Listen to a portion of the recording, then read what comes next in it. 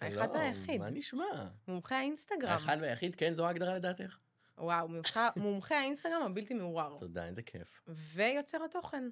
אני רואה, אגב, אני עוקבת אחריך לא מעט זמן, לא יום-יומיים, ואני רואה את התהליך שאתה עובר, בין זה ראיתי שעשית איזשהו שיפט לאחרונה. נכון.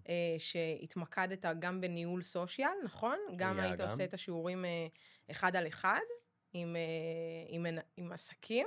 היה הכל, היה גם אחד על אחד, היה קורסים, ויהיה בעזרת השם גם קורסים בעתיד, אבל זה כיף שאת רואה את השיפטינג קודם כל, ואני חושב שבלי קשר אליי, לגל ולשינויים שאני עושה בעמוד, אני חושב שכל אדם שמתעסק ברשת צריך להבין שהיא משתנה, הוא משתנה, האנשים משתנים, וצריך לעשות התאמות. אז כאילו זה גם כיף שאת רואה את זה, וכן, זה... אני בטוחה שגם לא רק אני. נכון, כותבים. אתה יודע, בסוף אני עוקבת אחרי כל כך הרבה אנשים, ואם יצא לי לראות את העקביות שלך, ואת זה שדברת את המסרים שלך פעם אחר פעם, אז זה נטמע. והצלחת להעביר את זה באמת בצורה הכי טובה שיש. זה כיף, תודה. גם יוצא לי לפגוש לא מעט עסקים, אז ככה השם שלך עולה. שזה אגב תמיד מפתיע אותי, בדיוק דיברנו על זה גם בחוץ לפני שהתחלנו, שכאילו לא משנה כמה אני מתעסק באינסטגרם כפלטפורמה עסקית, כפלטפורמה, כמגפון, להוציא את המסרים שלי, אני עושה את זה מתוך הרצון שלי להוציא החוצה מידע, ובסוף כאילו יש בזה את התופעת לבד אותי שהיא הפרסום, שאנשים כאילו מכירים אותך, וזה כזה, תמיד מפתיע אותי. גם עכשיו ראית, אני כאילו אמרתי, באמת, אתה מכיר אותי? זה כאילו, יש בזה עדיין משהו שהוא בוסרי. יכול להיות שגם, שוב, זה רק בחיתוליו, מה שנקרא, וגם יכול להיות שזה, אתה יודע, לא לשם כך התכנסנו, זה פשוט קורה. אז היום אתה all in, אנחנו תכף נדבר עליך, שתתן לי עוד קצת פרטים, אבל רגע, הקדמה. קודם כל, ברוך הבא לדרך התהילה. תודה רבה שהזמנת אותי. תודה רבה שבאת, בשיא הספונטניות. נכון, זה היה ספונטני. אבל אמרתי, יום ספונטני, אני עושה דברים ספונטניים. אז אני לא יודעת אם יצא לך להאזין כבר לפרקים קודמים של דרך התהילה, אבל שתכיר, אני מארחת בעיקר משפיענים, יוצרי תוכן, אנשי מפתח מאחורי הקלעים, וכמובן גם ידוענים. אתה על תקן גם איש מפתח, בעיניי בתחום הזה, וגם יוצר תוכן.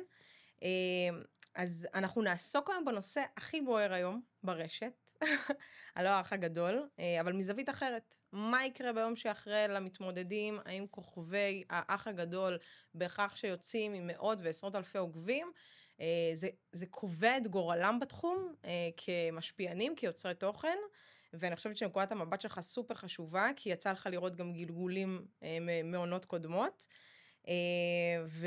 והרבה פעמים, הרבה כוכבים שיוצאים, אחרי שבועיים שוכחים אותם, למרות שהם הצליחו לבנות נכס דיגיטלי. קודם כל זה אומר שהם לא ממש כנראה כוכבים, ואני חושב שזה שיח חשוב, במיוחד כי אם אנחנו מתייחסים כרגע לעונה הספציפית הזו, והאמת שגם בעונה הקודמת זה היה די מורגש, שיש מין תחושה שהם מגיעים נורא נורא מודעים, ומצפים ליום שאחרי, זאת אומרת, הם נכנסים לאח הגדול כבר ביום הראשון, והם כבר מדברים על היום שאחרי.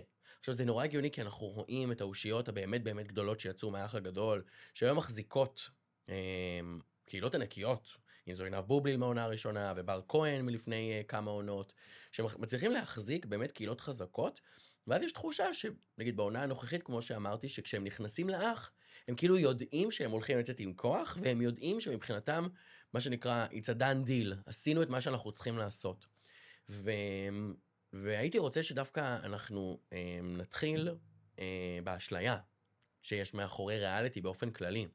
יש תחושה שכל מה שאני צריך כשאני רוצה להיות משפיען, רוצה להיות יוצר תוכן, זה להביא קהילה. עכשיו, מה שנקרא קיצור הדרך, שנקרא ריאליטי, מצליח לייצר לי את הקהילה, ואותי הוא מביא הרבה מאוד עוקבים, ומתוך זה אנחנו בעצם כבר עשינו את הדרך הכי קשה. אוקיי? אני כבר 4 שנים יוצר תוכן, אני ב-30,000 עוקבים, זה לקח לי 4 שנים, כל יום עולים קצת, לא הייתי בשום תוכנית, לא היה לי חשיפה מטורפת, והם יכולים לצאת תוך חודש גם עם כפול 100 מכמות העוקבים שיש לי היום באינסטגרם, ויש איזושהי אשליה שזה מספיק, אבל זה ממש לא מספיק, זה אפילו רחוק מהמציאות למה שצריך היום באינסטגרם. אגב, גם כשהם יוצאים, הם נכנסים לאיזושהי חרדה, גם מהפרסום שהם חווים ביום בהיר אחד. לא, לצאת מהאח הגדול זה בכלל טירוף, כי אתה כאילו, קודם כל מנותק מהעולם, יוצא לסיטואציה שאתה לא יודע מה קרה בזמן שאתה לא היית פה, וגם יש הייפ נורא גדול, במיוחד אם אפילו אתה מגיע לגמר, ואז אתה כאילו נורא מבולבל, ואתה לא יודע מה לעשות ואיך לעשות, ואם כבר הזכרנו את בר כהן, היא הייתה מעצבת גבות. היא הייתה מעצבת גבות שעבדה, ויצאה מאח הגדול כפיינליסטית במקום השני, והיא אמרה, אני לא יודעת כרגע אם אני אחזור, אני צריכה רגע זמן להתאקלם, וככל שהזמן עבר, מוצאת עצמה היום במשרה מלאה, כאינפלואנסרית, כמשפיענית. אגב, בוא נדבר על זה. אני זוכרת, יוצא לי לעקוב אחרי המתמודדים שיוצאים, ואני מאוד אוהבת לראות את התהליכים, כי אני לומדת מהם גם מה לעשות, מה לא לעשות. אני חושבת שכמו שאמרתי לך גם, זה מאוד חופף ליחסי ציבור, ובנקודה הזו עם בר, אני זוכרת את החשש שלה, ואת החוסר ביטחון כשהיא דיברה מול המצלמה, נכון. ופתאום היום היא לא רואה בעיניים, היא פשוט מי שהיא מול העוקבות, אבל אל תשכח שהיא קיבלה פה את הנחיתה רכה. זאת אומרת, יש לה סוכנת שמבינה נכון. עניין, אבל יודעת הסוכנת מה צריך שמבינה את העניין, לעשות. היא זיהתה את הפוטנציאל מאחורי הדמות. העניין הוא שכשהדמות יצאה, היא אמנם יודעת לנצל את הפוטנציאל הזה, כי כשיש מצלמות שפתוחות, ומישהו דואג לערוך לך את התוכן, ומישהו דואג להוציא לך את התוכן, ולבנות את הדמות שאת, אז זה נורא קל. ואז את יוצאת החוצה, ואין לך עורך, ואין לך צלם, ואין לך תסריט, ואין מוזיקת רקע, ואת צריכה לעשות הכל בעצמך. ובתור מישהי, שחלילה לא באופן סטיגמטי, אבל מה שהיא הייתה עושה זה לעצב גבות, שכנראה התוכן שלה באינסטגרם היה לפני ואחרי, ופתאום אני צריכה לדבר למצלמה, אני צריכה ליצור קהילה, אני צריכה לשמר את העניין סביבי. פתאום זה הופך להיות משהו שאולי הוא גדול עליי. ואני חושב שזה עיקר השיח שלנו מאחורי המתמודדים באח הגדול. זה שהתפרסמתם, זה לא אומר שעכשיו אתם יכולים להיות יוצרי תוכן. יוצר תוכן זאת עבודה יומיומית, כל שעה, כל רגע, כל חג. חוץ מכיפור אולי, או אלא אם כן אתה שומר שבת, אין רגע שאתה לא אמור ליצור בו תוכן. ויצירת התוכן זה שני פרמטרים סופר משמעותיים שאנחנו מדברים על יצירה. זה הרעיון, מה אני רוצה להוציא, מה אני הולך לדבר, איך אני בכלל הולך לעשות את זה, והאנרגיה לעשות את זה. כי זה שני דברים שונים לגמרי. זה שיש לי רעיון עכשיו לפתוח את המצלמה ולהגיד, בוא נדבר שנייה על זה שאני רוצה להתחיל תפריט, אני צריך גם אנרגיה לעשות את זה. לפעמים זה לא מתכתב, ואז אתה נכנס ללופ. הם מרגישים גם איזושהי חוסר אותנטיות כשהם פותחים את המצלמה, והם אומרים, רגע, אבל זה לא אני, ואני לא יודע איך להתמודד נכון. גם עם זה שאני מדבר מול המצלמה, נכון. כי הם לא מכירים את זה. אני יכולה להגיד לך מעונה קודמת, שפגשתי לא מעט מהמתמודדים שיצאו, ואמרו לי, תהילה, מה אנחנו עושים עכשיו? מה אני עושה? ולחלקם אמרתי, תקשיבו, אתם צריכים באמת לבצע איזשהו, גם כחלק מהתדמית שלכם, יצאתם איתה, צריך להבין שנייה, לחשוב קדימה, מה אתם עושים? נכון, ויש להגיד גם שהם לא שלטו בבניית התדמית שלהם, אפילו לא בפסיק. הם חתומים על חוזה שהם לא יכולים אפילו לבקש דברים שקשורים לעריכה, או להוריד דברים, גם אם זה בדיעבד. הם לא שולטים, הם חותמים על חוזה שההפקה היא השולטת, והיא תכתיב את התסריט, והיא תכתיב את העריכה, ואת הנרטיב מאחורי הדמויות. בדיוק. ואני יוצא עם אותו הנרטיב, ראה ערך, דיאן שוורץ, ראה ערך, אגב, לא אח הגדול, גם אהבה חדשה, אוקיי? לי רוז, שיצא עם נרטיב שבנו סביבה, והיא זאת שצריכה להתמודד עם זה ביום שאחרי התוכנית. וכאן, עם הנרטיב הזה, גם אם זה לא אני בסוף אמור להתמודד עם זה, אני בסוף אמור להחליט לאן אני לוקח את זה, האם אני משמר את זה, האם אני רוצה לשנות את זה, האם יש לי פה משבר שאני צריך לנהל אותו. אגב, גם יש לדעתי משקל, איזה דמות אתה בתוך הריאליטי? זאת אומרת, האם אתה תפקיד ראשי, או האם אתה דווקא דמות נעלם? תומכת.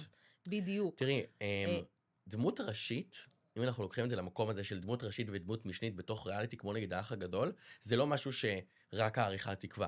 זה משהו שגם הדמויות עצמן נקבעו, ואנחנו ראינו את זה, כלום, אנחנו שבועיים לתוך העונה, אנחנו ממש רואים את הדמויות, מי מנסה לקבל זמן מסך, וצועק ואמוציות וטירוף וזה, ומי, עצם היותו הוא, באופי שלו, מצליח לייצר לעצמו את הזמן מסך שמגיע לו. ואנחנו רואים את זה בצורה מאוד בוטה, על דמויות דומיננטיות, ודמויות שרוצות להיות דומיננטיות, ודמויות שגם אנחנו לא רואים אותן בכלל, אוקיי? לא מדבר איתך על אלה שיש להם בייגלה מעל הראש, כמו יוסי בובליל, שהוא נכנס כיוסי בובליל, זאת אומרת, את הכתר אי אפשר לקחת ממנו. אני חייבת לשאול אותך. יאללה. זה עינב בובליל היא היום המשפיענית הכי חזקה באינסטגרם, האם זה ישפיע על הגורל של יוסי בתוכנית? זה בטוח ישפיע, היא משפיענית, אוקיי?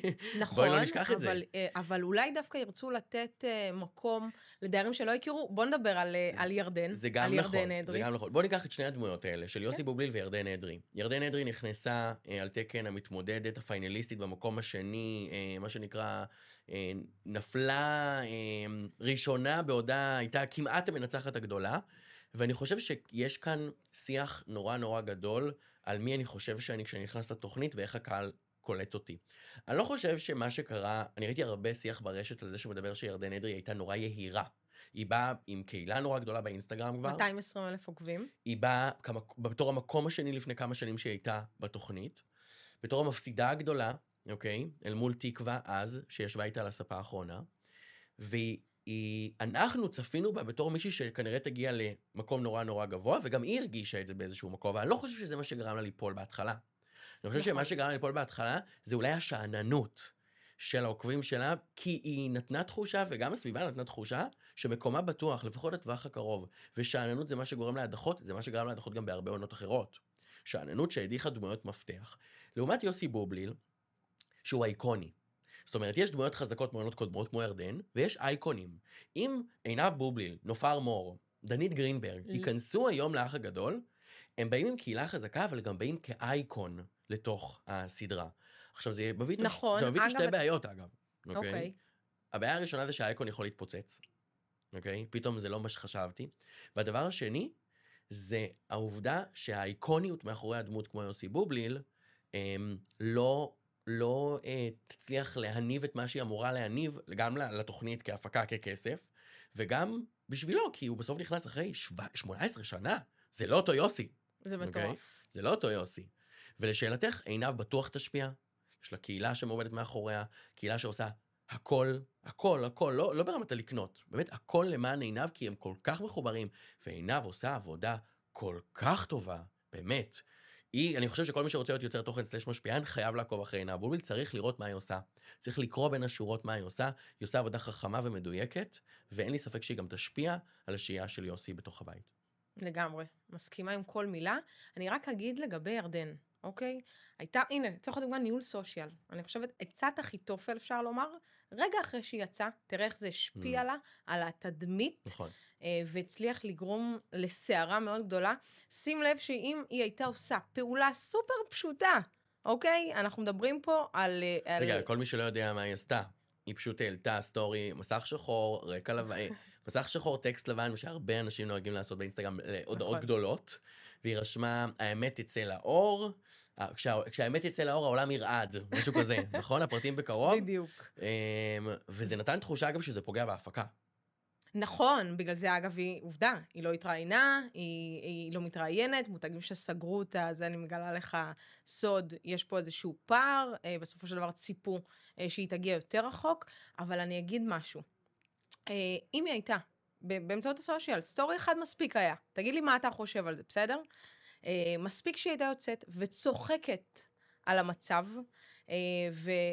ועל זה שהיא הותחה ראשונה, זה לא נעים, זה לא כיף, זה לא מגניב. אבל אם הייתה עכשיו, מספיק שהייתה אוכלת נקניקיה, ושמה חרדל בלחמניה, וצוחקת, ואומרת, וואי, איזה טעים, איזה מגניב. תראי, את אומרת, את מביאה את המקום המקצועי, קריאטיבי, חכם, מנהל משברים בצורה, כי את יושבת בכיסא של האשת מקצוע. אבל כמה היה עולה לה, הניהול משבר הזה? סט צילומים של חבר? היא לא צריכה שום סט צילומים, היא יכולה לקנות ב-AMPM נקניקייה ולצלם את זה בבית שלה עם סלפי. נכון. היא לא צריכה שום סט צילומים. אבל מה שהסט צילומים נותן, זה חזרתי לשגרה. כביכול, אוקיי? אני חושב שהיא דווקא, היא הייתה יכולה לשמור על זה סימפל, והיא הייתה יכולה לעשות הכל. היא מבחינתי יכולה לעלות סטורי של בוקר טוב, סוף סוף יצאתי במקום הראשון, פשוט הפוך. זה גם זה יכול להיות. אבל מה הבעיה? שיש לאנשים אגו. אין לאנשים הומור עצמי, והדבר הכי מקביל לאגו הוא הומור עצמי, ועובדתית, אנשים בעלי הומור עצמי הם אנשים ששורדים הרבה יותר קדימה, כי הם יודעים לקחת את המשבר ולהגיד, רבותיי, אין פה משבר. אין פה משבר. המשבר הוא שלכם, הרצון שלכם לייצר הייפ סביב משהו הוא רק שלכם, אני מנהלת עכשיו את התוכן. אבל מה היא עשתה? היא המשיכה את הנרטיב של המאוכזבת, של הכאובה, של הסיפור אנטיגונה. אוקיי? שכאילו אפילו לא הגיע ליום חתונתה, מה שנקרא. וזה בעיה שקורית להמון המון המון אנשים. זאת אומרת, אני ראיתי את זה גם על מה שנקרא נבלי ריאליטי אחרים, שבמקום להשתעשע ברעיון ולצחוק על זה כדי לשמר את המקום שלהם בתעשייה, הם פשוט נשאבו להסברים, לתירוצים, למקום הזה של להוכיח שאני הצודק, ומה שקרה פה זה משהו שאני לא אשם בו, וזה מפיל אותם. ואז בתעשייה גם, זה לא מתקבל כמו שהם חושבים שזה עשוי להתקבל. כן, אבל זה מאוד קל ליפול לזה, להתגוננות. אבל אני שואלת את עצמי רגע, היא מתמודדת, אוקיי, טלנטית, שעומדת מאחורי הסוכנות, וסביר להניח שגם משרד יח"צ. אני חושבת, קשה לי להאמין שזו הוראה מלמעלה, אלא מהלך אימפולסיבי. בטח שזה מהלך, ברור שזה מהלך אימפולסיבי, אין פה ספק שזה מהלך אימפולסיבי, רואים שזה אין יחצן בארץ שהיה ממליץ לעשות את הצעד הזה. אין יחצן שהיה ממליץ לעשות את הצעד הזה, זה צעד שהוא לא מרחיק אש, הוא לא מרים לך, הוא מוריד לך. עכשיו, זה ברור שזה יישכח, אוקיי? זה ברור שזה יישכח. גם מי שעוקב אחרי ירדן אדרי ועל כל התהליך שלה מאז שיצאה מהאח הגדול, היא בעונה נופים, היא ברילוקיישן, היא פה, היא שם, היא חוזרת, היא מתחככת בשמות נורא נורא גדולים, היא גם נורא התלהבה ודיברה על זה שהייתה עם האם בפה והאהוב וכל מיני שחקני כדורגל. היא יודעת את העבודה, היא בחורה יפה, היא בחורה חכמה, אינטליגנטית מאוד, אם היא תרצה לצאת מהמשבר הזה, היא תצא ממנו, ויוציאו אותה. העניין הוא לא זה, העניין הוא שהיא כנראה לא הבינה או שכחה כמה כוח יש לסושיאל בזמן אמת, שהתפוח אדמה הוא לוהט. אם הייתה מעלה את זה עוד שבוע, שותקת, נעלמת לשבוע, ואז מעלה, אפילו סטורי שלה מדברת. אני פה, חזרתי, יש דברים שאתם לא יודעים, ואני מאמינה שיגיע רגע שאני אדבר עליהם. בינתיים אני חוזרת לשגרה, שזה אותו הקונספט בדיוק, כמו שאת הוצאת אותו יום ההדחה שלך. לגמרי, זה גם לא מה אתה אומר, זה איך אתה אומר. נכון. באיזה דרך. ברור. זאת אומרת, תעוררי סקרנות, שנייה, תראי את מאור, תראי את מאור בעונה הנוכחית. מאור בעונה הנוכחית היא יחצנית, שהיא אומרת דברים, אגב, שהם לא קלים לעיכול. הם לא קלים לעיכול מה שהיא אומרת למתמודדים, אבל יאמר לזכותה, אוקיי, שהיא היחידה בתעודת הזהות שאמרה, אני אומרת מה שאני חושבת, וליטרלי אומרת מה שהיא חושבת. מה הבעיה? הדרך. נכון. אוקיי? ויש בדרך שהיא קצת עושה קווץ' בלב, כי יש לה סנטר שאני מאחל אותו לעצמי. אני מאחל לעצמי את הסנטר שיש למאור. תקשיב, אני פגשתי אותה בכמה אירועים. אני יכולה להגיד לך שראיתי מישהי שהיא משדרת אצילות ואלגנטיות לא, היא בחורה, היא נראית מרשימה מאוד. מאוד. ולא ציפיתי, אתה יודע, על עצמך, אתה יכול להגיד מה שאתה חושב, אבל את יודעת שהדמות שונויה במחלוקת לכל הדעות בחוץ, אז פי כמה וכמה את צריכה להיות מאיפה את יודעת שהיא דמות שנויה למחלוקת בחוץ? זהירה. מאיפה את יודעת שהיא? אתה יודע, שמועות. יש שמועות, אבל אף אחד לא מכיר אותה ביום-יום שלה ובהתנהלות שלה. לא, אני מדברת איתך על אנשים שעבדו איתה, אנשים שחוו ממנה. אז היא יודעת למה היא נכנסה. את המרות. היא יודעת למה היא נכנסה. אז אני חושבת שבמקרה הזה, היא הייתה צריכה חברה, או חבר, שעוסק ביחסי ציבור, שייתן לה כמה טיפים, אני לא חושב שזה היה עוזר. תשלטי. אני לא חושב שזה היה עוזר, הדבר היחיד שאני חושב שאם כבר בהתאם לשיחה של ההומור העצמי, אני לא עוקב אחריה בסושיאל, אני לא יודע אם יש לה ניהול סושיאל, שכבר נדבר גם על הצורך בניהול סושיאל, כדי לדבר על העתיד. יש לה ניהול סושיאל, אני רון. מקווה שעושים מזה הומור. כי אם לא עושים מהמטעמים שלה, מהניבל לשון שלה, הומור, זה פספוס ענק. זה בדיוק מה שהוא עושה. ליציאה החוצה שלה, זאת אומרת, היא תצא בשלב החוצה, בין אם זה באמצע, בין אם זה בסוף, בין אם זה מחר, אוקיי? היא תצא החוצה, היא צריכה שהיום בסושיאל שלה, אגב, אני ראיתי בעצם פוסט שלה, ראיתי פוסט שהיא מגיבה לאנשים, נכון, הם עושים את זה.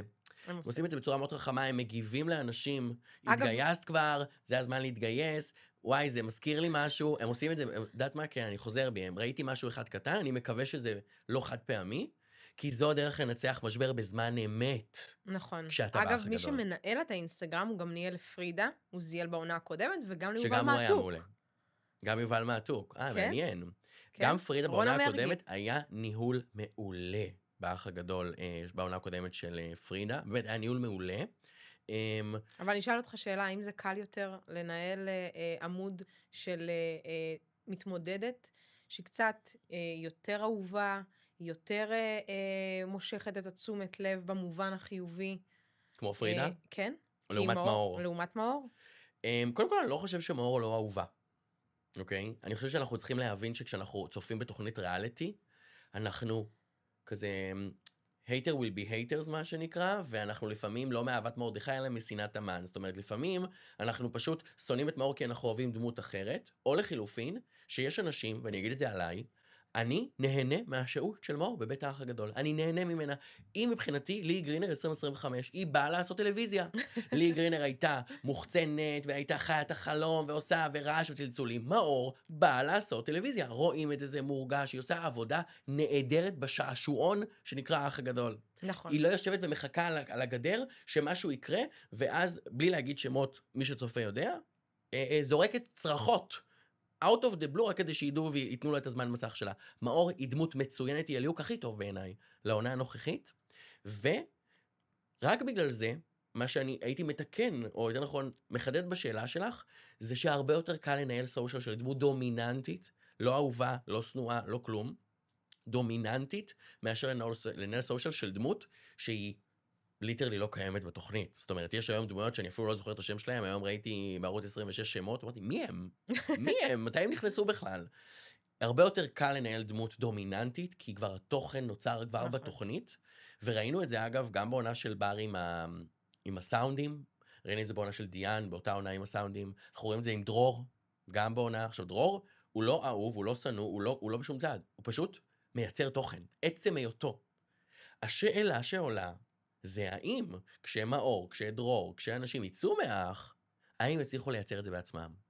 האם אני אצליח לשמר את המקום שלי כדמות מצליחה ודומיננטית בתוך תוכנית ריאליטי, כשאנחנו נכנסים בידיעה ואנחנו רואים את זה ואנחנו יודעים את זה, כמו נגיד מאי, שנכנסת בידיעה שהיא הולכת להיות משפיענית. את ראית את הסרטון עם שלי ושלי, בשולחן? כן. אוקיי, את זוכרת מה שלי אמרה לה, למי שלא יודע? מה היא אמרה לה? שלי הג'ינג'ית, אוקיי, ישבה שהיא עם שלי אמרה לה שאת הצעירה. יכולה להיכנס, את יכולה להגיע להשקה ולעשות עשרות אלפי שקלים, נכון. ובסופו של דבר... זו האשליה שאני מדבר עליה. נכון. היא יושבת מולה, ילדה בת 19, שאומרת, אגב, אם כבר ניהול סושיאל, היא אמרה, לי אין כסף, לא היה לי כסף להביא ניהול סושיאל, אף אחד לא מנהל לי את האינסטגרם, אין לי כסף לשלם למישהו שנהל לי את האינסטגרם, בעוד שכולם מרושתים מקצה לקצה, אוקיי? יש מילודים שנכנסים עם יח"צ, כמו שאת אומרת. ועומדת מולה, שלי, הג'ינג'ית, שכבר משפיענית, כן? יש לה כמה עשרות אלפי עוקבים, ואומרת לה, כסף כבר לא יהיה הדאגות שלך, אני מצטט. היא אומרת לה, את תצאי מפה, ואת תחזירי את התואר הראשון שלך, בשתי השקות או בשיתוף פעולה אחד. ושלי, בתור ילדה בת 19, שכנראה סובלת, במרכאות לא סובלת, יש לה מחסור כלכלי. מרגישה שמוכרים לה חלום, שכל מה שהיא צריכה לעשות, זה לצאת מבית האח הגדול, והיא משפיענית. אבל את לא משפיענית. לצאת מתוכנית ריאליטי זה לא אומר שיש לי מקום בעולם הזה ובתעשייה הזאת של יוצרי תוכן ומשפיענים. בואו גם נפריד מה זה משפיען ומה זה יוצר תוכן. להיות משפיען... סליחה, כן. לא, לך על זה. להיות משפיען זה בן אדם שיש לו קהילה ויש לו אמרה ויש לו אנשים שפשוט מכירים אותו ומרגישים שכל מילה שלו היא בום, כל מילה, אני סומך עליך, אני סומך על מה שתגיד לי. יוצר תוכן זה בן אדם שיודע לקחת כלום ולהפוך אותו לסיפור, ולהפוך אותו ליצירה, ולהפוך אותו לסרטון שיכול לעניין אנשים. זה לא אותו דבר להיות יוצר ומשפיען. והיום, אגב, יש דרישה ממשפיענים להיות יוצרים. לא רק, קמתי בבוקר, אני עצובה, אני שמחה. לא, אני רוצה, תני לי משהו, תני לי סיפור מעבר לשגרת הבוקר שלך. וכשהם יוצאים מהאח הגדול, עם קהילה שאוהבת אותם בדמות שהראו להם, ואז הבטיחו לה שבהשקה אחת היא תעשה תואר ראשון. הבטיחו לה שהיא סוגרת שיתופי פעולה והיא תרוויח 40, 50, 100 אלף שקל. שהיא תרוויח יותר מרופאים לטענת שלי. ואז היא תצא והיא תגלה שזה לא נכון. כי עכשיו חובת ההוכחה היא עליה. וכל כך הרבה מתמודדים נעלמו אחרי האח. כי הם פשוט לא ידעו להחזיק את זה. אגב, אחד הדברים שכשהם יוצאים, הם שומעים כל כך הרבה טיפים. נכון. כל כך הרבה עצות. כאלה שאתה מדבר על שלי, שמכרה לה חלום, כשהם יוצאים החוצה יש להם הרבה מוכרי חלומות. נכון. כאלה שרוצים לנהל אותה, כאלה שרוצים, יכול להיות לתת לה, אתה יודע, עצת סושיאל טובה. תצרי תוכן, תעלי את הסטורי בבוקר, אבל האם זה בהכרח, ואתה צודק לגמרי, זה לא.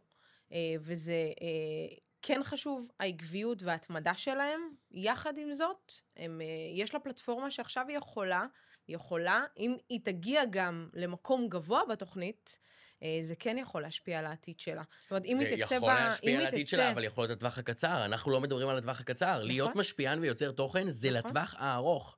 לפעמים אנשים אומרים לי, העליתי את התוכן והוא לא הצליח כמו שחשבתי. למי אכפת? מחר יש עוד יום. אינסטגרם זה מרתון, זה לא ספרינט. אתה לא עושה זבנג וגמרנו. אתה צריך כל יום מחדש לקום, להיות יוצא האח הגדול, פיינליסט. מקום ראשון לא אומר שום דבר על העתיד שלך. ואגב, סטטיסטיקה מראה שמקומות שניים ושלישיים הצליחו יותר בתעשיית יוצרי התוכן המשפיענים הרבה יותר מהמקום הראשון.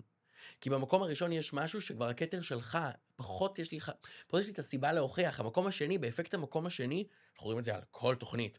החל משירי מימון, לבר כהן, להרבה מאוד אחרים, שהם פשוט מוכיחים את העובדה שיש לי עדיין מה להוכיח.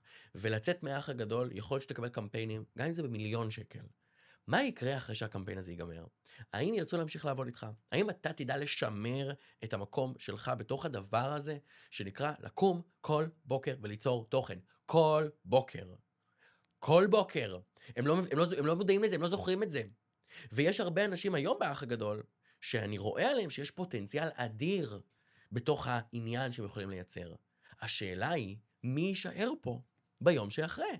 מי הדמות הזאת, שלצורך העניין ניקח את מאי. הגענו לפינה מעולה, שאנחנו הולכים לנבא את העתיד. אנחנו מנבאים את העתיד. יש מה שאני אוהב, אגב, מי שלא מכיר אותי, מה שאני עושה בשנים האחרונות, אני יוצר תוכן, ואני מומחה בעולם הסושיאל, אני חוקר את עולם הסושיאל, ויש לי פעם בשנה כנס גדול. מה זה גדול? כנס שהלך וגדל. הכנס הראשון שלי היה 100 איש, הכנס האחרון כבר היה 600 איש, שזו זכות גדולה להביע את משנתי בתוך העולם הזה של להיות מומחה סושיאל, שאני מנבא את המגמות. אני אומר פעם בשנה, עושה כנס גדול, ואני אומר, איך האינסטגרם ייראה בשנה הבאה? עכשיו, נחבר את זה גם למה שהתחלנו להגיד עכשיו. אתה מצליח לקלוע? לרוב? אני להיות צנוע? כן. אני מצליח לקלוע חד משמעית. כרגע, אז אפילו עכשיו אני בדיוק, טוב, אני לא רוצה, זה יישמע מוכרני מדי, אבל כרגע אני עושה בפעם הראשונה, אני רוצה לעבוד על כמו השתלמות כזאת של מה אמרתי לפני חצי שנה בכנס, מה קורה היום, והאם יש שינויים בתוך המגמות, ולאן השינוי הזה רוצה ללכת. זאת אומרת, זאת מין בריף אמצע של הכנס הזה. אבל האם אתה, כמי שנחשב למומחה לאינסטגרם, לסושיאל, בהכרח יודע לזהות מה עובד עם האלגוריתם אז זה לא אלגוריתם, זה בדיוק זה. וזה הבעיה שיש היום באינסטגרם, באנשים שרוצים להצליח באינסטגרם, שהתפיסה היא שכדי להצליח אני צריך להכיר את האלגוריתם. כדי להצליח אני צריך להבין מה עובד, מה לא עובד. כדי להצליח יש פה פלטפורמה דיגיטלית שאני צריך להוציא אותה מרוצה. וזו הטעות הכי גדולה והכי בסיסית של כל מי שרוצה להיכנס לתחום הזה. למה? אתה לא צריך להוציא את האלגוריתם מרוצה, ואתה לא צריך להבין איך הפלטפורמה עובדת. תסתכלי על האנשים הכי מצליחים היום ברשת. אוקיי? אפילו, כבר אמרנו, בר כהן יצא קלולסית לחלוטין, מצליחה מדהים היום, גם ברמת הנתונים וגם ברמת העמוד שלה. אתה צריך להבין שמדובר בבני אדם. אינסטגרם זה לא מספרים טכניים, זה אנשים. כל מספר הוא אדם, כל לייק זה מישהו שבחר לאהוב, כל תגובה זה מישהו שהשקיע זמן להגיב לך לתוכן. כל מי שעשה לך פולו זה בן אדם אמיתי שרוצה ממך עוד. וכשאני מנסה להבין איך האלגוריתם עובד, אני שוכח שהאלגוריתם מופעל על ידי בני אדם. האלגוריתם עובד כחיזוי. אני כאלגוריתם חוזה, איזה תוכן את תחשפי אליו? אבל ממה אני חוזה? מאיזה מידע? שאנשים החליטו, שהם עשו את ההקלקות, את הפעולות, ולכן האלגוריתם הוא לא מעניין. אז עכשיו, אוקיי, בוא ניקח סיטואציה שבה יוצאים הדיירים מבית האח הגדול, צפו יוצאים בכל שלבי 3 חודשים.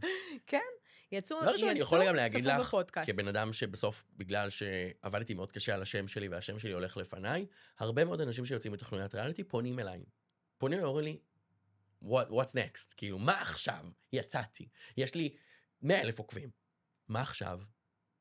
ואני חושב קודם כל צריך לנצל את המומנט, אוקיי? אתה יצאת כרגע מהאח הגדול, תעשה הכל, לנצל את המומנט ולהפוך להיות יוצר תוכן, גם אם זה ייקח זמן, ולהבין מה שאמרתי מקודם, שזה מרתון, זאת אומרת, זה כל יום להמשיך ליצור, יהיה עליות, יהיה יורדות, ותמשיך בזה. אבל אם אנחנו רגע מדברים על הדמויות שיש באח, ועל היציאה שלהם מהאח, אני חושב שאולי יהיה מאוד חכם לשבת עם מישהו, אוקיי? שהוא לאו דווקא מבין בסושיאל, אבל היה צרכן מאוד מאוד גדול של התוכנית ושל העונה, שהוא קרוב למתמודד, אבל הוא יכול להיות מספיק אובייקטיבי על הצפייה מהצד. ואז מגיע המשפט הזה שאת אמרת מקודם, שמגיעים הרבה מאוד עצות. אז אני אתן את העצה הכי חשובה בחיים, בכל תחום, בכל תחום. באם את רוצה ללמוד משהו, באם את רוצה להיות משפיענית, באם את רוצה ללמוד תואר, באם את רוצה להתחתן, אוקיי? יש משפט שאומר, עשה לך רב. המשפט הזה אומר שכשאני מבולבל, וכשאני מחפש עצות, אני צריך לקחת בחשבון שאני אקבל עצות מהרבה מאוד אנשים, וכל עצה תהיה שונה, כי העצות מבוססות ניסיון אישי של האדם שמייעץ לי. זה רק יבלבל אותי יותר.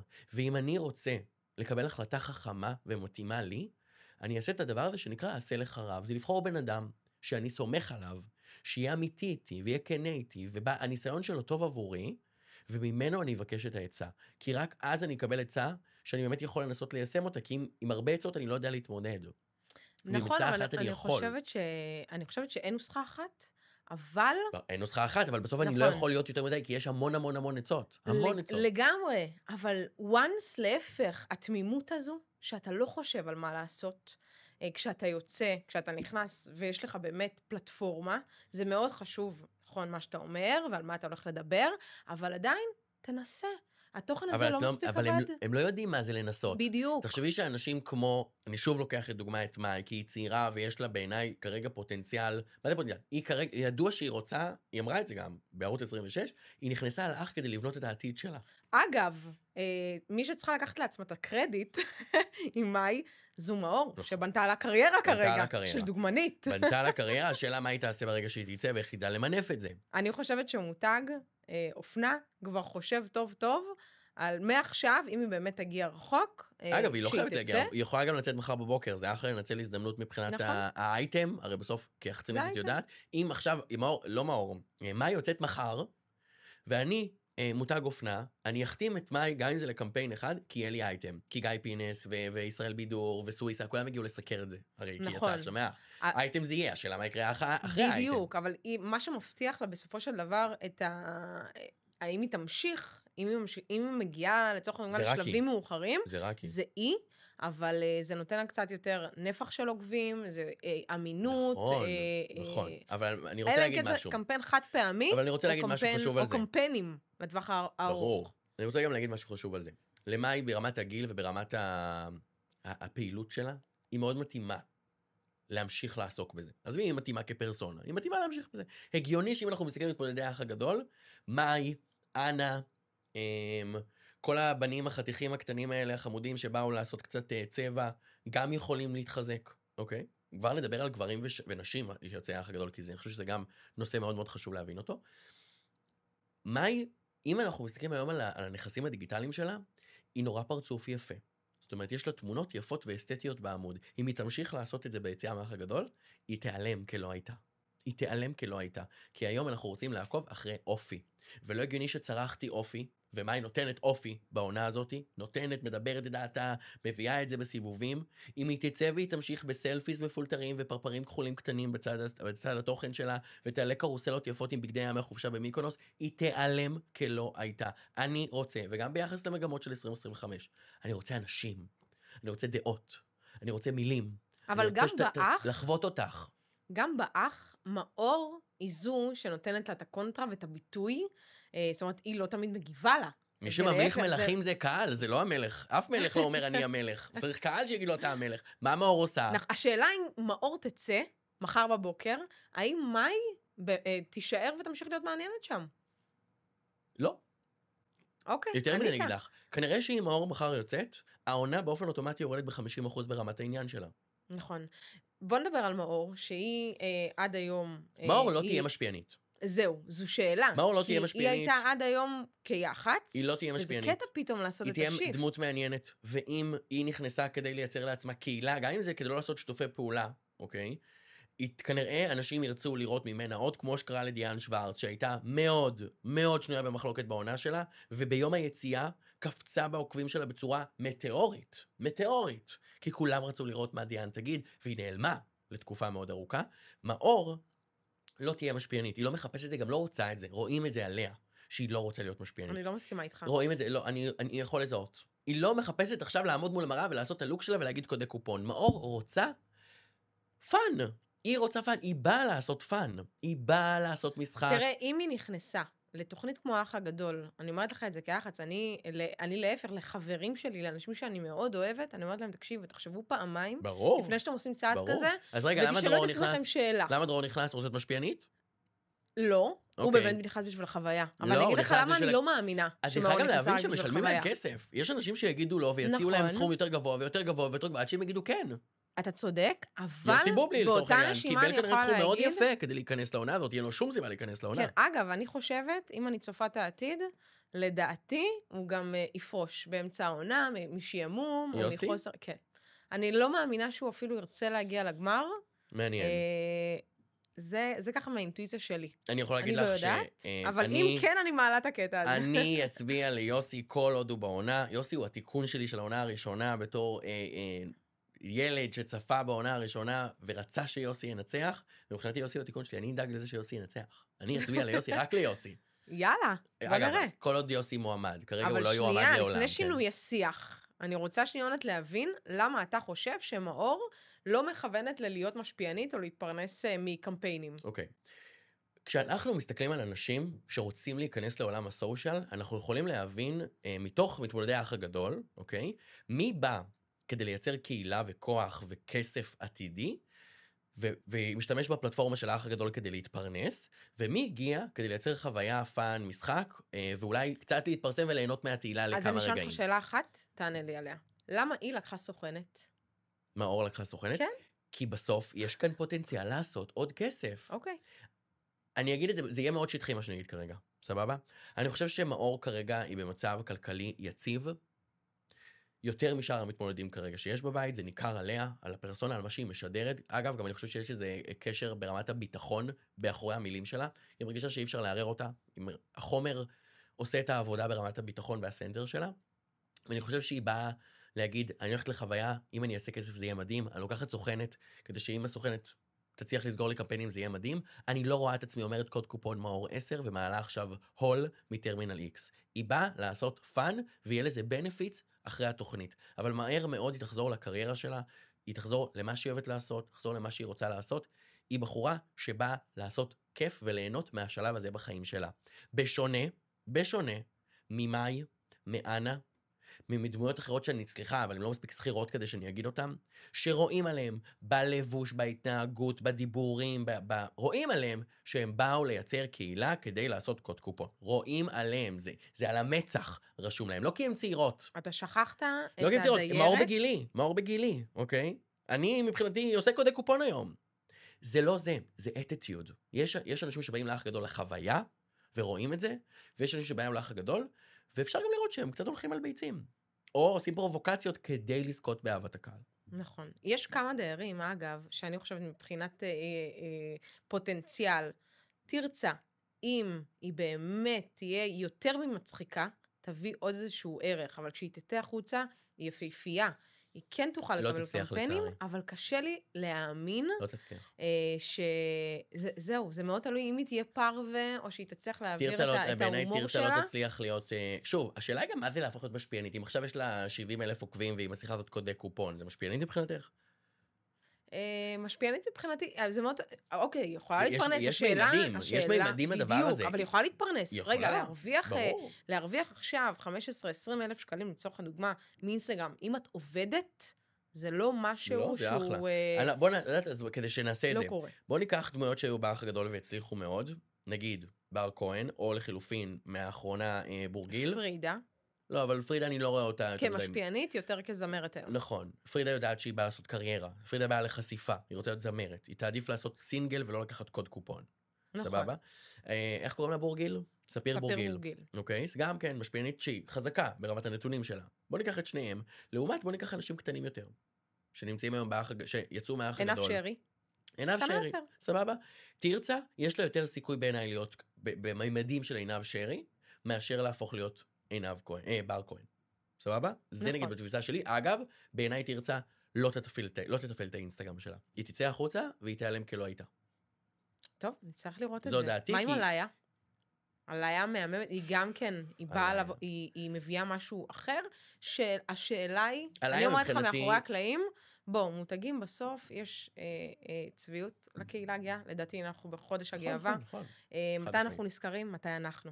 מתי התעשייה, חד מתי משמעית. המותגים נזכרים, בקהילה הגאה, זה בחודש הגאווה. חד משמעית. הרי בדיוק ראיתי עכשיו גם כן מם של אביבית בר זוהר מאיזה תוכנית ריאליטי שהייתה לפני 20 שנה, שאומרת אין חברים יותר טובים מגייז. ואז רשמו למעלה, כשמגיע חודש הגאווה, כאילו הם נזכרים שיש להט"בים. קודם כל אני חייב להגיד רק על עליי המילה, שהיא הבן אדם הכי איכותי שהיה הרבה מאוד עונות באח הגדול. בחורה מקצה לקצה מדהימה. נקודה. חריפה מאוד, חדה. וואו. אין מה להגיד. אבל, אני לא יודע לאן היא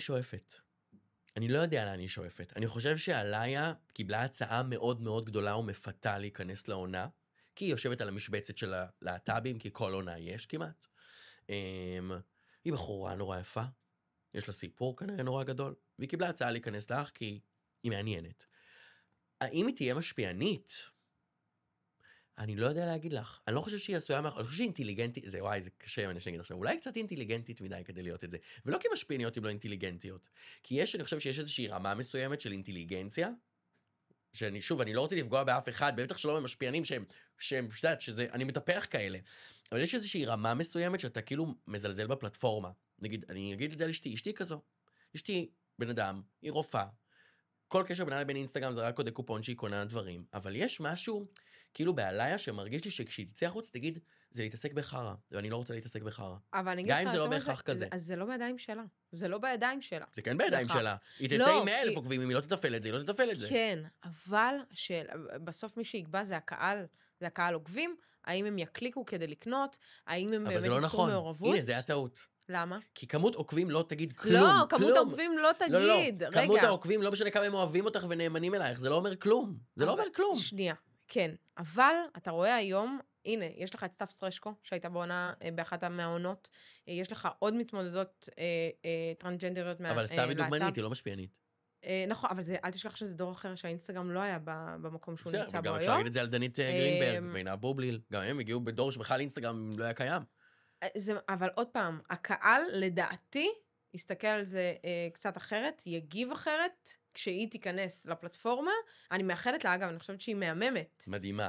ויש לה את כל המעטפת שהיא צריכה, גם מבחינת התמיכה של התקשורת, של התעשייה, אבל כמו שזה נראה היום, אני רואה את הקהילה הגאה, אתה יכול לראות את עדן אלגבאי שהוא מעולה, נדיר אליהו, אגב, אם אתה לוקח גברים שהם משפיענים, אין לך הרבה כאלה היום. נכון. ויוצרי תוכן. אין את זה כי, אגב, קודם כל, הקהילה באינסטגרם היא מאוד מאוד נשית, במיוחד שאנחנו מדברים על משפיענים, וזה כבר יסגור לי את הפינה שאמרתי שאני אגיד על גברים שנכנסים לאח הגדול כדי להיות יוצרים ומשפיענים.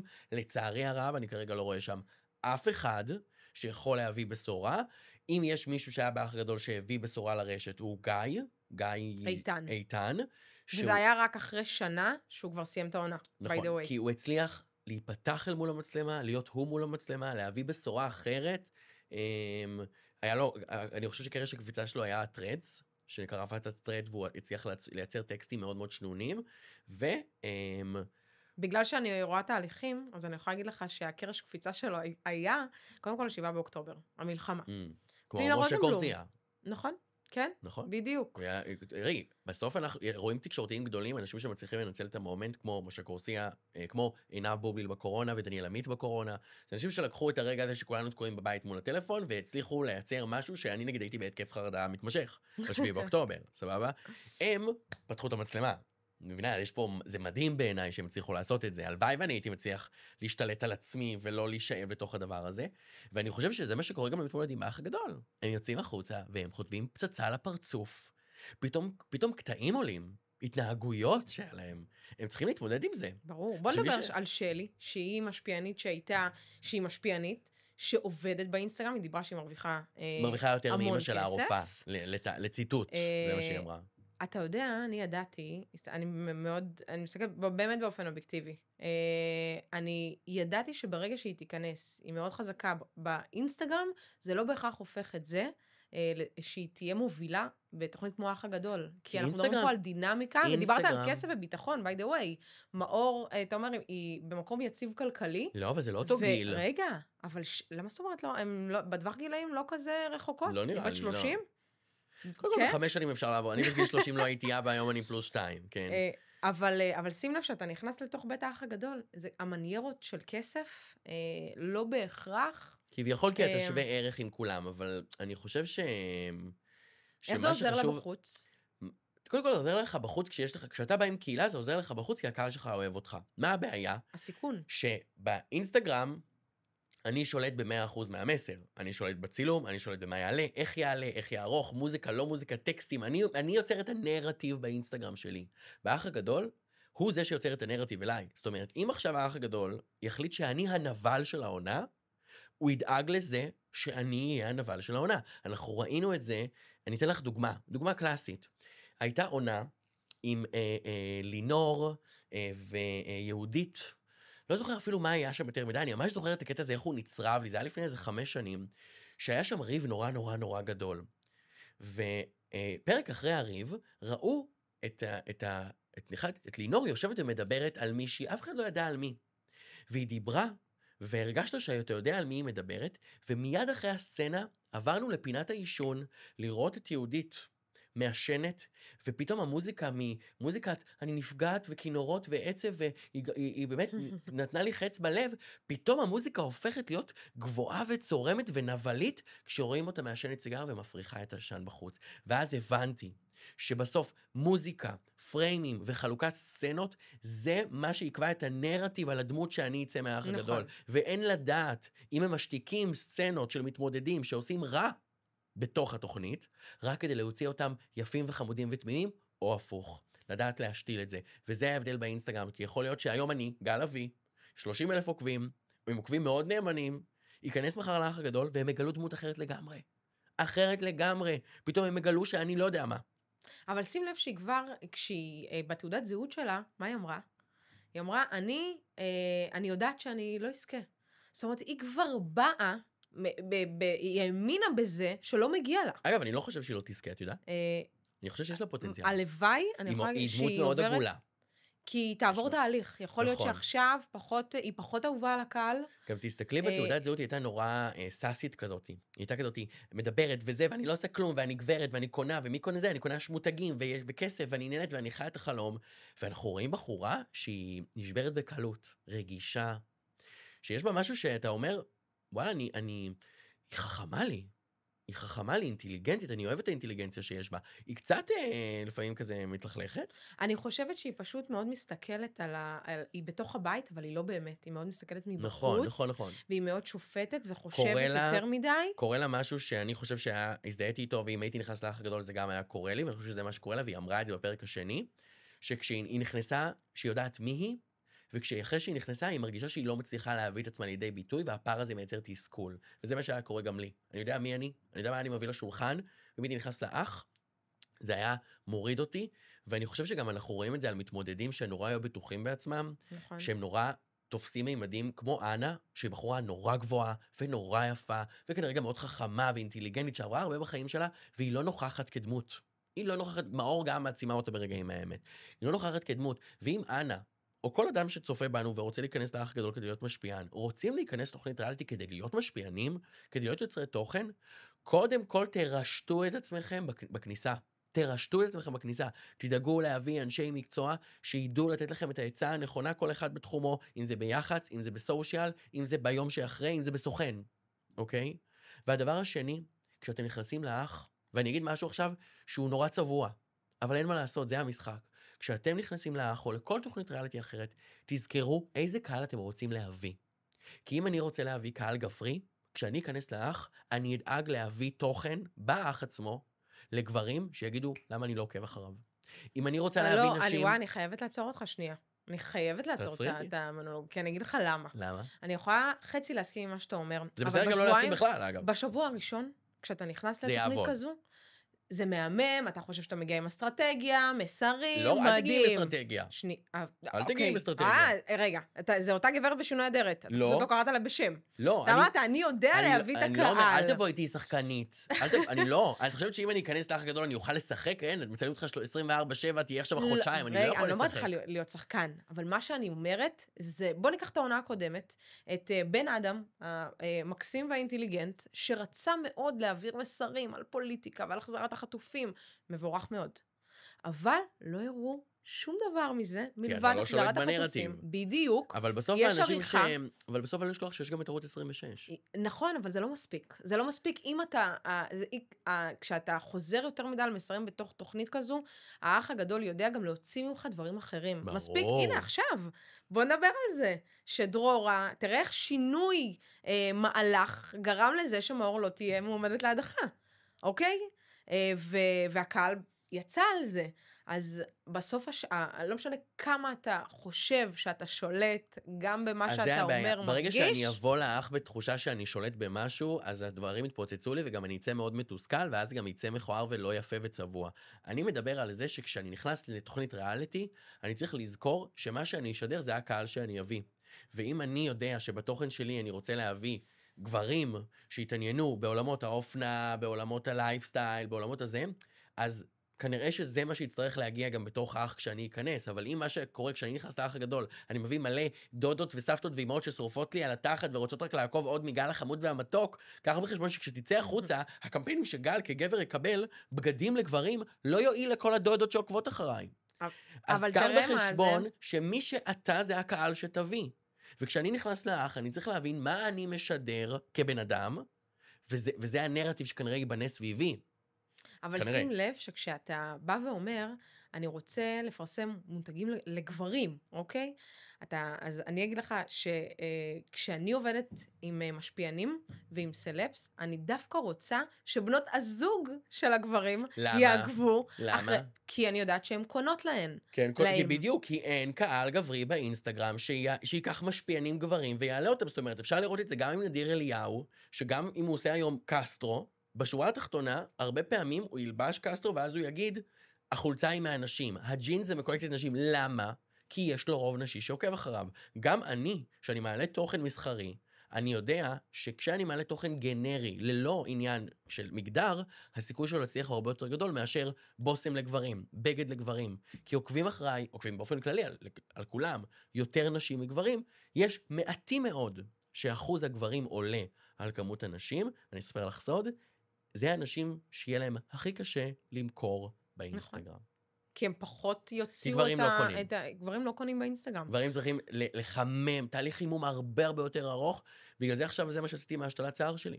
השתלת שיער שלי, התהליך שאני עשיתי באינסטגרם ברמת התוכן שהוצאתי החוצה, זה לא לבוא להגיד להם, עשיתי פה, בואו לפה. לא, אני מעביר תהליך של שבועות ארוכים, של בואו תראו, בואו נוריד לכם את המחסומים, בואו אני אחמם אתכם, כדי שתבינו שאני חיכיתי 5 שנים, וגם אתם הייתם במצב שלי, אני רוצה לעזור לכם.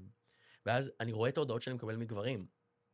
זה ממש, השיתוף שלי, שהוא מהמקום האישי ולא מהמקום המסחרי, גורם ממש לגברים לשתף אותי בדברים שאני הרגשתי בעצמי לפני ההשתלה. וזה בסוף ההבדל בין גברים ונשים. אין מה לעשות, נשים יותר אמוציונליות ואימפולסיביות, ורואות עכשיו את הבגד לילדה שהם קיבלו 20% הנחה והם יקנו כי הם צריכות. גברים יגידו, אני לא צריך, כשיגיע הרגע אני אקנה, גם אם זה יהיה במחיר מלא. נכון, אבל למי הם הקשיבו יותר? לבת הזוג שלהם, שעוקבת אחריך, ורואה את התוכן. באיזה תחומים, בבגדים כנראה, אבל בגאדג'טים לא בהכרח. בגאדג'טים לא בהכרח. אם עכשיו אני יודע, אני עכשיו מעלה תוכן מסחרי על מיקרופון, ואני עוקב אחרי גבר שהוא יוצר תוכן וצריך מיקרופון, הוא ישאל את הבת זוג שלו אם יקנו את המיקרופון? לא. לא. אבל אם עכשיו אני אפרסם בגדים, הוא יוודא עם הבת זוג שהחולצה אכן הגיונית ללבישה. לרוב היא גם תקנה לו, או לרוב היא תיקח אותו לקניון. נכון, נכון. טוב, רגע, אנחנו ממש לקראת סוף הפודקאסט. יאללה. כן? אני מבחינתי יודעת, אני יכול להמשיך שעות, אין לי גבול. אני צריך רק מיקרופון, אמרתי לך, מיקרופון.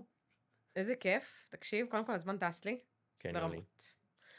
ואני שואלת את עצמי, בגלל שאני אמרתי לך, אני עוקבת אחרי תהליכים. שברשת שאנשים, ואני רואה איך אתה הופך, האם זה מה שאתה מכוון גם, מי יוצר תוכן למשפיען? את חושבת שאני רוצה? כן. מעניין. מה את חושבת שאני רוצה? מה את רואה מהצד? קודם כל, זה לא כמו שאתה רוצה, כמו שאמרת, מלך לא, הוא לא מכתיר את עצמו, מלך ממליכים. אני חושבת שהקהל רוצה את זה ממך. אני חושבת שהרי, אתה כבר, יש לך את הכלים, אתה יודע. אז בעצם למה לא? אני אשאל אותך, שאלה, לפני שאני אענה, זה מעניין אותי השיחה הזאת. את חושבת שאם אני עכשיו יתכוון ויתקרב לעולם הזה של להיות משפיען, אוקיי? האם את חושבת שזה יפגע בפרסונה המקצועית שאני משדר ב4 שנים האחרונות? לא. למה לא? כי אתה היום, זה שאתה מרגיש מאוד בנוח, יש לך את האומץ, אני אהיה איתך הכי כנה. זאת אומרת, אני היום מסתכלת כיח"צ, שאני מאוד מאמינה בלשלב את כל העולמות, והנה עובדה, אנחנו פה, אני עושה את זה, אני עושה עוד דברים, אני מרצה, אני מאוד מאמינה בלהיות מולטי טלנט, אפשר להיות הכל, מה שרוצים. אני חושבת שהצד האמיץ שלך להגיד, אני מפסיק משהו מסוים שעשיתי עד היום, אני בונה מחדש, זה אומץ שהוא לא יתואר, כי מאוד קל להישאר באזור הנוחות, אני אומרת לך את זה, כי אני רואה גם הרבה שהיו רוצים לעשות צעד כמו שלך, וגם מנקודת המבט שלי, שאני אומרת, יש לך את זה, זה אחד. תודה. ממה שאני מזהה. והדבר השני הוא, למה לא? כשאתה מבין את הפוטנציאל הגלום בזה, אתה יודע לשלב בין העולמות, וברגע שאתה מחזק את המותג שלך כגל, אתה יודע שזה ירחיב לך את האופקים בעולמות נוספים, יפתח לך הזדמנויות, ואת זה אני אומרת גם ביח"צ וגם כחברה. תראי, ואני אדבר במקום מאוד מאוד אישי שלי, אוקיי? אני חושב שכל מה שאני עושה היום זה שליחות, לעזור לאנשים להיות בהגשמה. ולא נפרט כאן את כל, השתלשלות חיי, אבל בסוף גם כילד גדלתי מהמקום הזה שתמיד רציתי שיכירו בי. ויש משהו באינסטגרם שהוא מאפשר לך שיכירו בך, בעוד שלאורך החיים היה פלטפורמות שלא אפשרו את זה, ופתאום יש פלטפורמה בחינם, שאם אתה עושה את הדברים בצורה נכונה, אז פתאום אתה יכול לקבל הכרה, וגם כשהגעתי לפה, ואז אמרו, הנה אני מכיר אותך, וכשאני סולדתי בפריז לפני חודש, ועצרה אותי מישהי ברחוב, אומרת לי, יגאל אבי, ואני כזה, זה הכרה שנורא נורא נורא ממלאת אותך. אבל יש לי פחד. יש לי פחד נורא נורא גדול שאני מפחד להתבלבל. על האומץ הזה אני מדברת, אגב, כי אני אומרת לך שהצעד שעשית, כבר בנית את המותג שלך, ובאת ואמרת, לא, אני עוצר את זה שנייה. אני רוצה להתחיל מסלול מחדש, לבדוק מה נכון, זה אפילו להתאים יותר את עצמי ממסלול לשנה. מחדש. אני חושב שאולי אני גם באיזשהו מקום אשמח גם לתת השראה לאנשים שמרגישים שנמצאים במקום הזה. ואמרתי את זה גם בתחילת הפרק. אינסטגרם היא פלטפורמה של אנשים, ואני איש בתוך הפלטפורמה. גל שהתחיל ליצור תוכן בנובמבר 2021, הוא לא גל של נובמבר 2022, בטח שלא של 23, ובטח שלא של 25. אני בן אדם אחר. החיים שלי גם השתנו. בגיל 30 התחלתי ליצור תוכן, היה לי ילדה בת חצי שנה, היום אני נשוי, פלוס 2, כשאשתי רופאה, בקריירה מטורפת, ואני דורש להיות יותר זמן בבית. גם הקריירה שלי השתנתה בגלל החיים שלי. ואני בוחר במודע, לא להישאר באזור הנוחות. אני בוחר להשתנות. אני מבין שכנראה אני אפסיד קהל. אני כנראה את האינטרסנטים כנראה, שמחפשים לשמור רק את העולם המקצועי שאני יודע לתת אותו, כנראה שהם לא יקבלו תמיד את מה שהם רוצים לקבל. אבל אני חושב שההשראה שהייתי רוצה לתת לאנשים זה, שאם אני רגע עוצר ומסתכל על עצמי ועל המקום שהתחלתי בו, ולהבין האם אני מרוצה מהמקום שאני עומד בו היום, ואם אני לא מרוצה, למה אני לא מרוצה? מה שונה בחיים שלי היום? ולא צריך הגדרות, אוקיי? הופך ממומחה ליוצר תוכן שהופך למשפיען, זה הגדרות שמלחיצות אותי. זה מלחיץ אותי, כי אני אומר לעצמי, רגע, מה זה אומר להיות משפיען? הרי לפני רבע שעה אמרתי, רגע, מי שהוא משפיען, כנראה שזה עליי לא תהיה משפיענית, כי זה יותר מדי לא אינטליגנטי בשבילה, אז מה זה אומר עליי? אולי גם אני עכשיו באיזשהו תסמונת מתחזק כלפי עצמי, כלפי מה זה משפיענים? זאת אומרת, כולנו נמצאים בתוך הדבר הזה. מי שאומר לך שלא, הוא שקרן. גם יש להרבה מאוד אנשים חלום להיות משפיענים. מפתה אותך? אני לא יודע. אתה יודע, אתמול שאלתי שאלה, אני מתנדבת במשטרה. אז השוטרת שהייתה השותפה שלי, אז שאלתי אותה שאלה, קודם כל, אם היא אוהבת את מה שהיא עושה, כי זו פעם ראשונה שעשיתי איתה משמרת, והשאלה השנייה שלי הייתה, כשהיא אמרה לי, אני אוהבת, אבל אני לא יודעת אם זה מה שאני רוצה לכל החיים. אז אמרתי לה, איזה קטע שאת לא צריכה, זה לא חתונה קטולית, ואת יכולה לעשות מחר בבוקר מה שאת רק רוצה. נכון. אז היא אומרת לי, כן, אבל תגילה, זה לא פשוט, זה לא, אין, איפה הביטחון הכלכלי? אם מחר בבוקר תהיה מלחמה, מה אני עושה? אז שאלתי אותה שאלה. אמרתי לה, אם עכשיו, רגע, אני אקרא את זה. איך עושים? ככה. שאלתי אותה שאלה. אם עכשיו יש לך שקט כלכלי, ואת יכולה להיות מה שאת רוצה, אבל את חייבת לעבוד, מה את הולכת לעשות? במה את הולכת לעבוד? ואז היא ענתה לי, אני ארצה להקים מותג אופנה. אז אמרתי לעצמי, וואו, היא גם הקדישה לזה מחשבה, היא שאלה את עצמה. ברור. אז דיברת על פחד, ואני חושבת שזה מנהל הרבה אנשים, את זה כולנו. מאוד קל. את כולנו. יש הרבה מאוד ברור. פחדים, וזה מנהל את כולנו. נכון? ואני חושב שזה גם בסדר, אני חושב שזה הסוד. אנשים שמחכים לרגע שהם לא יפחדו ממשהו, אז הם לא מבינים איך העולם עובד, כי אומץ חייב להגיע מתוך פחד. אומץ זה לעשות דברים יחד עם הפחד, ולא לחכות שהוא לא יהיה. ורק אנשים, בתור אדם מאמין אני אומר את זה, ונראה לי שזה אחלה משפט לסיים איתו גם ליוצאי האח הגדול, וגם לאנשים שרוצים לעשות משהו שהם מפחדים ממנו. ברגע שאני מבין שהזמן הטוב ביותר לעשות משהו הוא עכשיו, ואני לא יכול לחכות לרגע שאני לא אפחד כי הוא לנצח יהיה, אז יש משהו שישתחרר בי ויכול להתקדם, ובתור בן אדם מאמין, אני אומר את המשפט הבא, השם נמצא איפה שאנחנו עושים דברים אמיצים, איפה שאנחנו נותנים לפחד לא לנהל אותי, אבל להשאיר מקום פתוח לרוח להיכנס. כי בשנייה שאני נותן מקום לרוח להיכנס, אז האופציות נפתחות לי, המזל נכנס לי, ואני פשוט עושה את מה שהלב רוצה, יחד עם הפחד, ולא לחכות שהוא ילך. וואו, זה היה סיומת מושלמת. תודה. וגל, אני רוצה להגיד לך תודה רבה. תודה לך, איזה זכות לבוא ולדבר. על כל החלומות שלך. אמן. ובאמת, תמשיך לעבוד גם השראה להרבה אנשים. אמן, על תודה, כל גם הגוונים. ולרגע לפני שאנחנו נסיים, כמובן, תודה רבה לספיקרס על האולפנים המדהימים שלהם. לגמרי, מדהימים באמת, יפהפיים פה. וואו, הכי מושלם בעולם. ולסיומת, זה איחול שאני, בכל פעם שאני אומרת אותו, אני מבקשת ומאחלת שבפודקאסט הבא, בפרק הבא, אני לא אצטרך לאחל את זה יותר, כי הם כבר יהיו פה. אמן. ושיחזרו כל החטופים. אמן. בשלום. ובוא נמשיך את הקפה שלנו בחוץ, כי בואי נמשיך לדבר איתך. זה כיף, תודה רבה שהזמנת אותי.